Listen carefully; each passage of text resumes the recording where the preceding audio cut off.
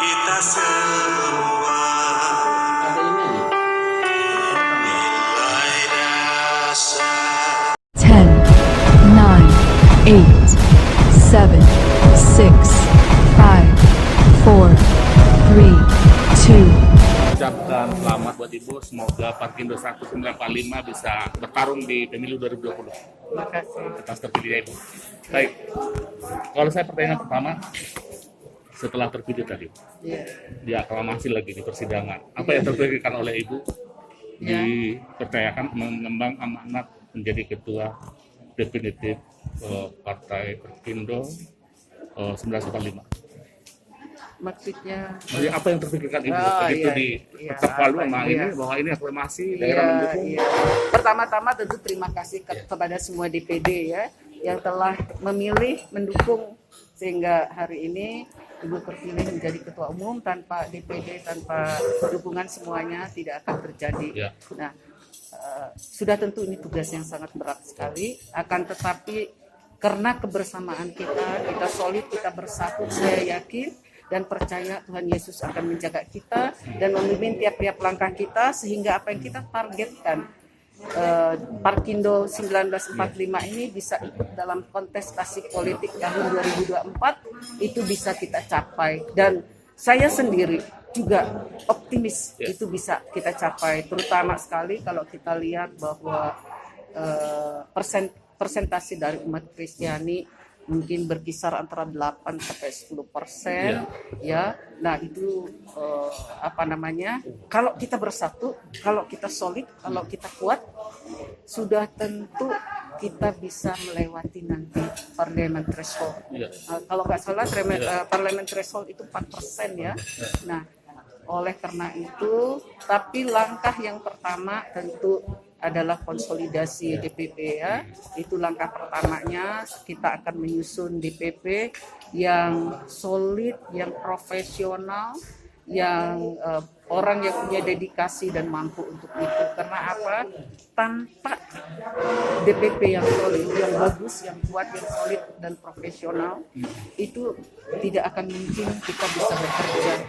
Oleh karena itu, cita-cita saya nanti ke depan kita akan membentuk betul-betul DPP yang bagus, baru kita kemudian bergerak ke daerah-daerah, membentuk DPD. Sekarang juga sudah banyak di daerah yang menyatakan kesediaannya dan menyatakan dukungannya. Ada beberapa daerah sudah seperti Papua, Maluku, Kalimantan Tengah, itu semua tokoh-tokoh yang cukup bagus dan mereka punya dedikasi, kemampuan dan keinginan untuk membesarkan Parkindo. Juga NTT juga sangat antusias sekali. Nah, tidak menutup daerah-daerah lain seperti Aceh dan sebagainya, sudah tentu kita akan berjuang keras untuk di sana. Tapi kita juga optimis kita bisa punya 34 provinsi ini akan segera berdiri DPD definitif, kemudian DPD nanti akan segera membentuk DPC-nya masing-masing. Seperti saya katakan di NTT, mereka udah mengatakan malah sebelumnya mereka sudah turun ke daerah-daerah dan udah membentuk DPC rancangan gitu, merancang. Jadi itu sebabnya saya merasa sangat optimis sekali bahwa apa yang kita targetkan itu bisa kita lakukan, bisa kita laksanakan. Berapa lama Ibu memenuhi tadi peraturan perundangan? Selambat-lambatnya Ibu targetkan di akhir tahun 2022 itu seluruh DPD dan DPC ya di 34 provinsi itu sudah berdiri dan udah memenuhi syarat gitu secara administratif. Karena kan secara administratif kita udah tahu, nah itulah yang menjadi target kita supaya tercapai semuanya di akhir tahun 2022. Tadi yang menarik Bu, di sambutan Ibu, pidato Ibu, penanggung jawab juga bilang bahwa Ibu mengulang lagi kesuksesan Parkindo 1945 ketika sukses di DPR dan Konstituante, 8 kursi dan 6 kursi di Konstituante. Iya. Ibu yakin apakah ini sebenarnya semacam memori saja untuk kekompokan orang Kristen bisa menempatkan wakil lebih dari situ untuk DPR RI ke depan?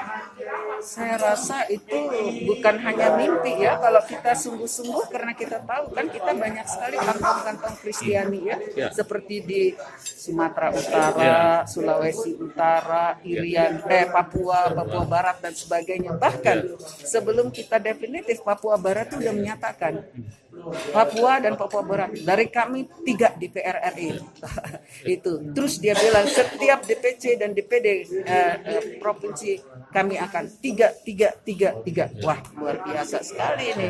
Nah, dengan komitmen yang seperti itu, kita sudah ada semacam prediksi, sudah ada semacam bayangan bahwa kita bisa, terutama kita akan menanggung suara dari kantong-kantong Kristiani. Ya, Kalimantan Tengah, for example, ya itu saya juga sangat optimistik karena saya sendiri orang Dayak dan berasal dari Kalimantan Tengah. Saya tahu sekali bahwa mereka sudah lama sekali rindu akan Partai Kristen. Nah, di sana juga saya sudah seperti di Kalimantan Tengah, saya sudah mengiming-imingi kepala dinas yang memang menyatakan kesiapannya untuk bergabung dan menjadi ketua DPD Provinsi Kalimantan Tengah. Beliau mapan, beliau juga birokrat yang sudah sangat berpengalaman dan kebetulan baru pensiun bulan ini dan menyatakan kesediaannya untuk memimpin DPD Parkindo Kalimantan Tengah. Dan secara intelektual maupun finansial beliau sangat mampu. Saya ingin tanya sedikit, Bu. Kenapa seorang ibu Aldida bisa mau gigih untuk berjuang di partai politik Kristiani gitu. Sementara kita tahu ibu secara ekonomi sudah cukup, mungkin pengalaman yang lain. Apa yang membuat ibu sedikit khawatir sehingga ini kan juga ancaman buat partai, katakanlah PD Perjuangan nanti akan ceruk diambil sama ibu. Passion kayaknya. Passion. Jadi gini, mungkin di dalam majalah yang baru terbit pada bulan ini, di situ saya katakan bahwa salah satu mimpi saya setelah saya cukup mapan di dunia bisnis adalah terjun ke dunia politik. Saya memang bercita-cita dari kecil itu, cuman karena ya jalan hidup manusia kita nggak tahu. Akhirnya saya terbelok ke menjadi pengusaha. Ya, setelah di usia yang cukup dewasa,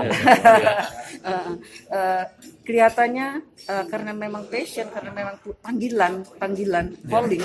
Jadi akhirnya kembali lagi ke situ. Nah, begitu diprovokasi sama Kanjeng Mas Raden Yusuf, nah saya langsung terprovokasi. Iya, nah oke lah, itu mimpi dan cita-cita saya. Nah, dari kecil untuk terjun ke dunia politik, dan itu ternyata bisa terrealisasi pada hari ini. Mungkin Tuhan Yang Maha Kuasa mendengar dan tahu bahwa ini satu cita-cita yang tidak main-main, tapi akan kita kerjakan dengan sungguh-sungguh. Dan saya kan usia juga sudah cukup ya, jadi hanya mempersiapkan untuk generasi yang akan datang. Jadi betul-betul saya dedikasikan sisa hidup saya untuk membangun Partai Kristen ini, mempersiapkan infrastruktur bagi generasi muda yang akan datang, dan mereka punya wadah tempat menyalurkan aspirasi politiknya. Bukan hanya itu, tetapi mereka juga bisa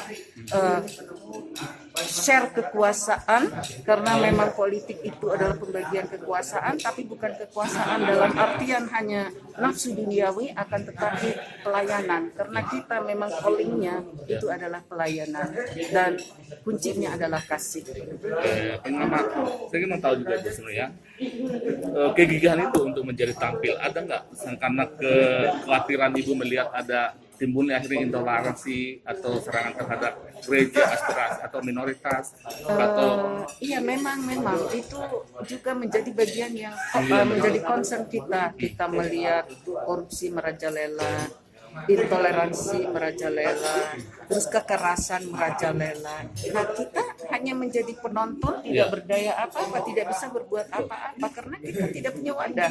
Nah, akan tetapi dengan adanya wadah kita bisa berbuat, kita bisa melakukan sesuatu sesuai dengan iman dan kepercayaan kita. Kita kan pasti dong anti korupsi, anti intoleransi, kita kan ingin membangun kebersamaan gitu.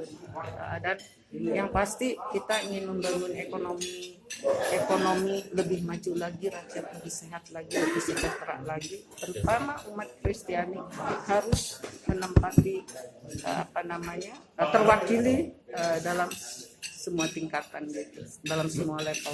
Mengatakan umat Kristiani, kesepakatan kita waktu itu di tempat Pak Reni akan menggandeng partai Katolik yang tidak terakomodir. Apakah Ibu di dalam DPD nanti menggabungkan mereka juga?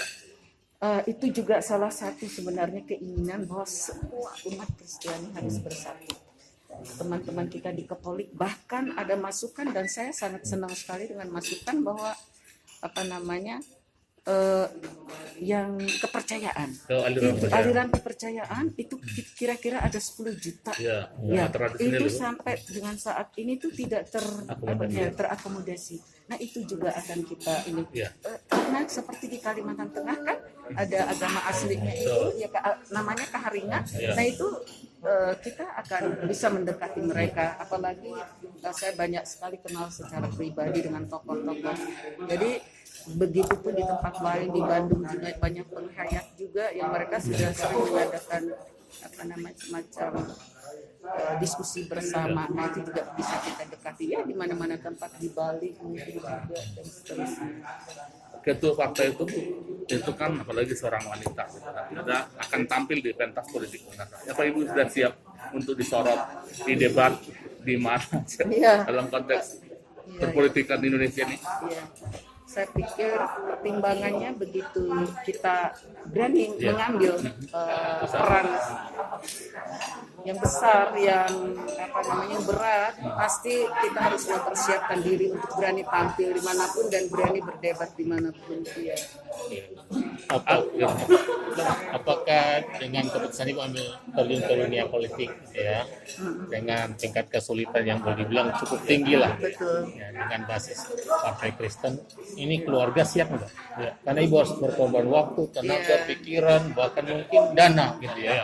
Ini keluarga oke, setuju atau gimana? Aduh, puji Tuhan sekali. Suami saya sangat mendukung sekali. Anak-anak saya walaupun awalnya agak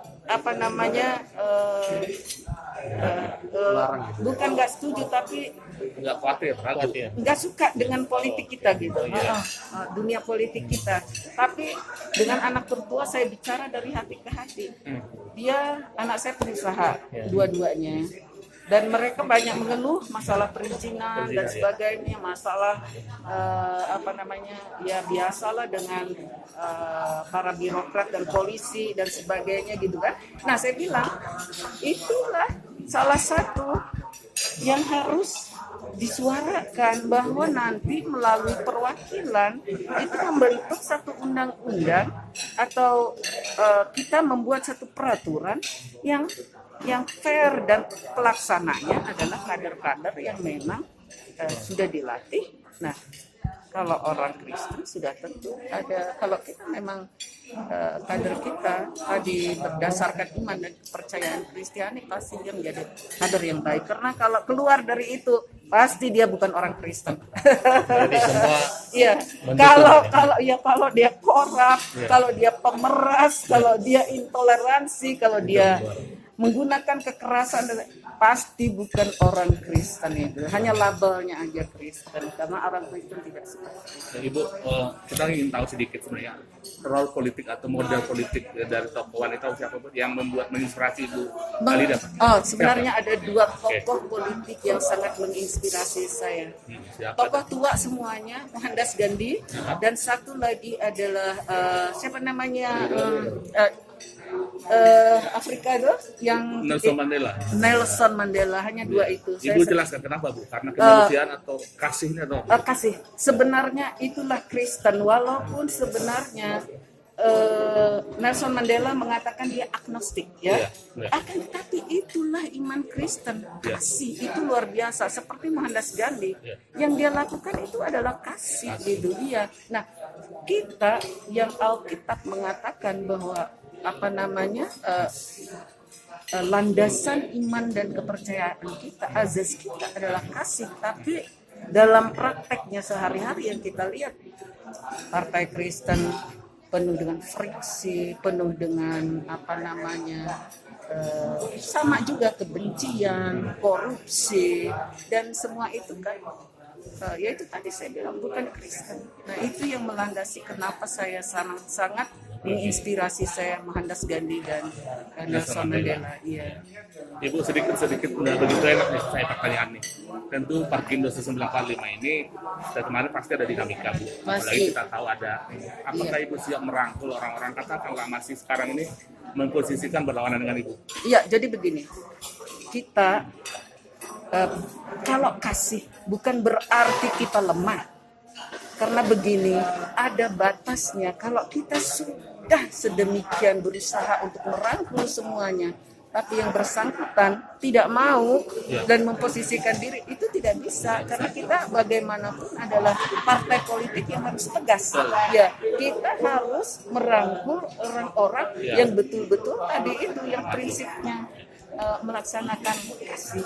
Nah, kalau membenci, kalau friksi, kalau menghujat itu sudah bukan kasih. Jadi air tidak bisa berkumpul dengan minyak, minyak nggak bisa berkumpul dengan air. Karena itu memang secara naluriah, secara alamiah ya seperti itu. Jadi Ibu siap ya menjalankan Parkindo ini? Iya, betul. Nah, Iya. mungkin sedikit kalau nggak ada lagi pertanyaan kita biodata Ibu sedikit bisa ceritalah Ibu. Oh, biodata Ya, saya, ada. iya. Suami saya Swiss, Ya. ya sudah pensiun sekarang. Dulu suami adalah tenaga ahli Swiss kontak dari Bank Dunia, ditugaskan di Indonesia dan itu memimpin proyek untuk membangun politeknik di seluruh Indonesia. Ya, jadi suami saya sangat familiar sekali dengan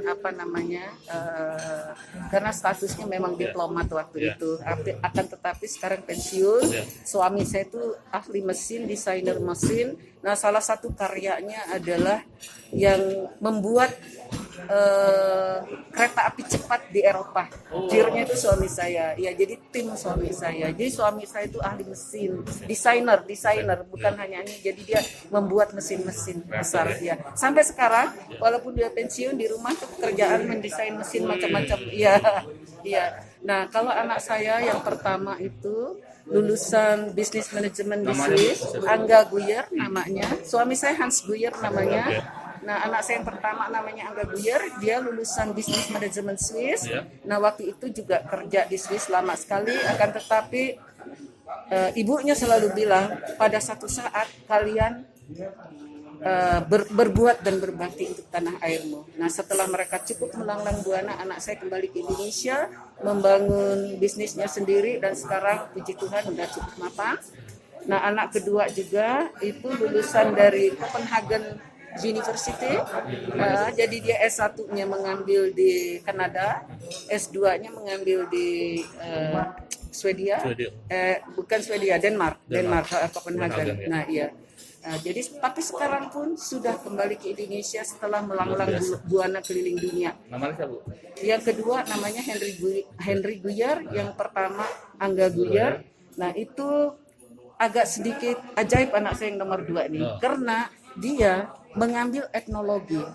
Yang untuk S1-nya dia mengambil filosofi dan sejarah. Saya dulu susah cari kerjaan, Nak. Enggak, dia bilang. Ternyata dia anak yang luar biasa sekali, banyak sekali karya-karyanya.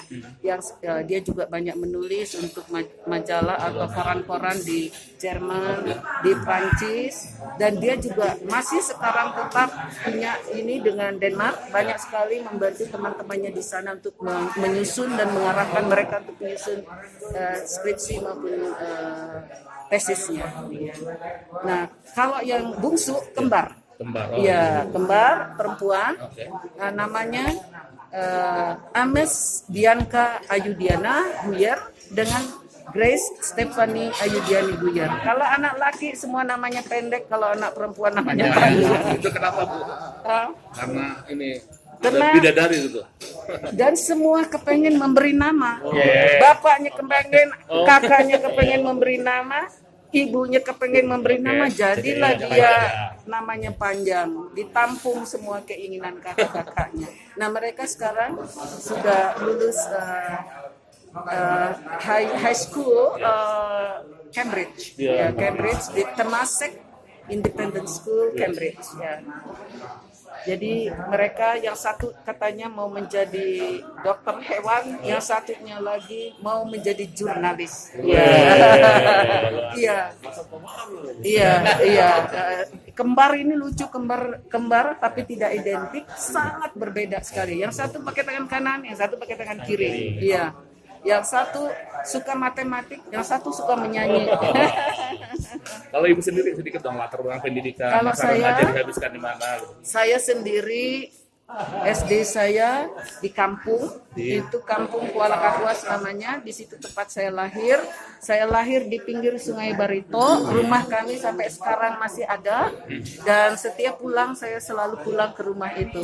Karena rumah itu kami simpan menjadi kenang-kenangan, walaupun orang tua kami sudah lama sekali nggak ada, akan tetapi kami anak-anaknya kalau pulang kami punya tempat untuk berkumpul. Nah, jadi di pinggir Sungai Barito itu kapan-kapan saya undang ya. Jadi kita nanti mancing udang atau makan udang di situ masih ya.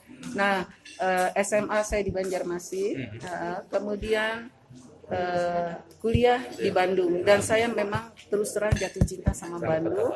Udaranya saya suka, dan semua kegiatan saya dimulai dari Bandung. Saya menjadi anggota GMKI tahun 76.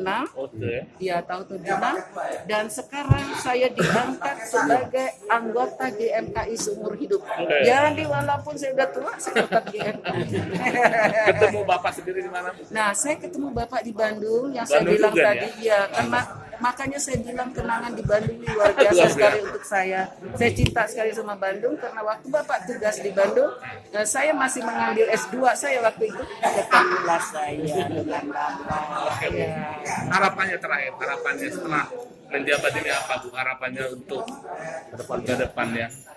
Harapan saya ke depan untuk terutama yang untuk partai ya, karena memang ini itu betul-betul saya ingin partai ini lolos dalam verifikasi administrasi maupun faktual nantinya, dan bisa ikut dalam kontestasi politik 2024. Nah, sudah tentu saya akan langkah pertama itu kalau sudah DPD, DPC dan sebagainya, itu langkah-langkah untuk persiapan ya, untuk persiapan supaya kita lolos dan bisa. Setelah itu pengkaderan.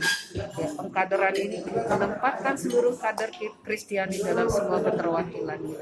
Mungkin terakhir kali dari saya, misalnya ini kan ibu punya visi misi yang besar ya, untuk Parkindo Iya. 1945. Tentunya kalau saya lihat tidak mudah dengan Betul. partai berbasis Kristen, dan Betul. kalau kita lihat sekarang kan ada lebih dari 2 partai yang mungkin Betul. ingin maju berbasis Kristen, Iya. berbasis yang sama. Nah, bagaimana strategi khusus ibu untuk bisa membawa masyarakat, khususnya masyarakat Kristen itu lebih memilih Parkindo daripada partai yang lain? Ya, sangat menarik sekali pertanyaannya. Karena apa? Karena ibu justru kepengen sekali saya segera melakukan semacam kunjungan ke partai-partai Kristiani yang sudah ada, ataupun yang masih ada aktenya aja. Nah, mengajak mereka bagaimana kalau kita bersatu. Karena apa? Kalau kita bersatu, kita akan kuat dan bisa meloloskan. Tapi kalau kita terpecah-pecah, itu kemungkinan kita untuk bisa melewati parlemen threshold sangat tipis sekali. Itu sebabnya saya berusaha sedemikian rupa. Mari kita satukan, karena Parkindo memang punya sejarah masa lampau yang sangat bagus sekali. Kita juga cuma punya satu partai. Nah, mari kita bersatu di situ mengenai posisi, mengenai kedudukan, mengenai apa, kita bisa atur, kita bisa duduk bersama.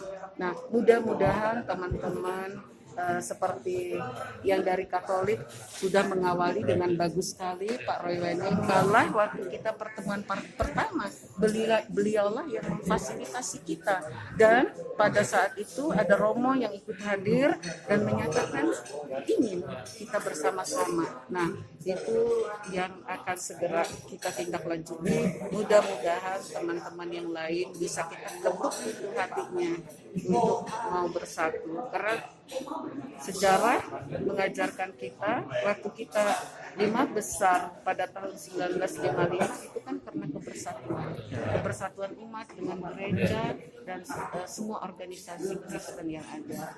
Nah, jadi Semoga. Iya. Dan sudah tentu didukung dengan doa juga ya, karena doa itu yang mungkin menginikan